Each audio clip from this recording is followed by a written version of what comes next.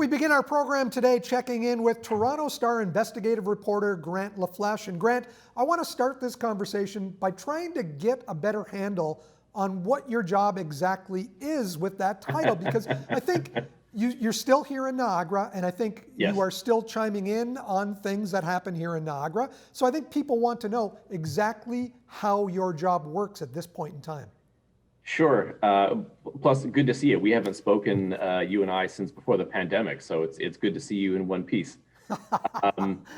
Yeah. So what happened was, if you think back to just before the pandemic, I had done a series with a couple of my colleagues at the Toronto Star on international students at colleges, and from that point, there were ongoing conversations with the Star about expanding their investigative team. So if you've seen the movie Spotlight, that's essentially what it is. It's a team of reporters who do long-term, hard target investigative journalism.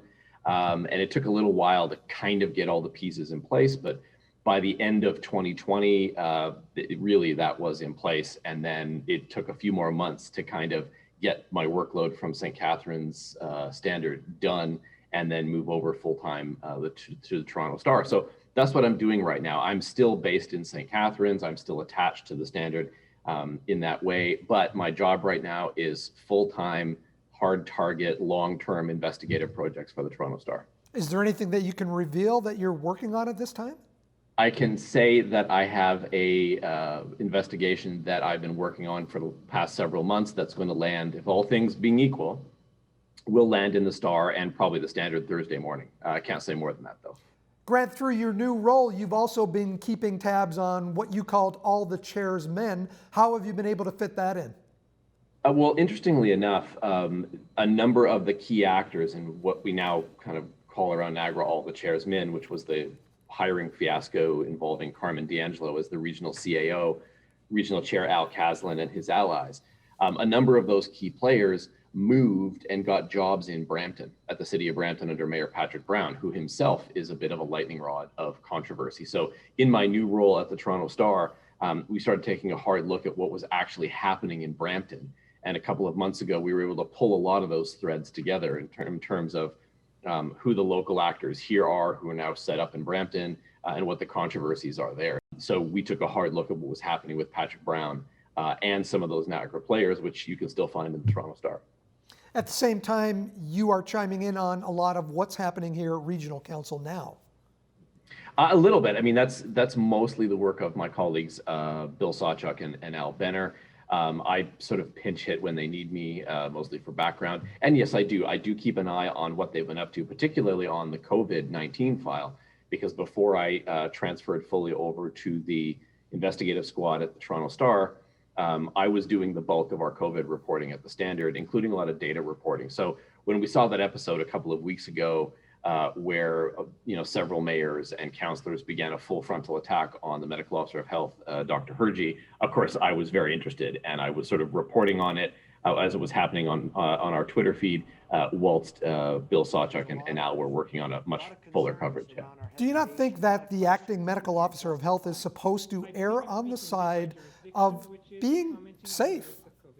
Well, that's his job. His job is to protect the community in which he works or she works from disease. That's their job. And we are in a once in a century pandemic. Hopefully we're now on the road out and things are getting better, but that's their job. You've been involved in crunching a lot of the data. When you look at the data that's happening right now, our caseloads are increasing less than 10 per day, some days only 1 or 2. Our vaccination rates have gone up. Do you think with us going into stage 3 last week that we are safe from having a fourth wave? What's your take? That's really hard to say. If you look at the data look at San Francisco right now is a perfect example. So they have about equivalent vaccination rates as Ontario. They threw the doors wide open for the same kind of reason, right? Vaccinations were increasing.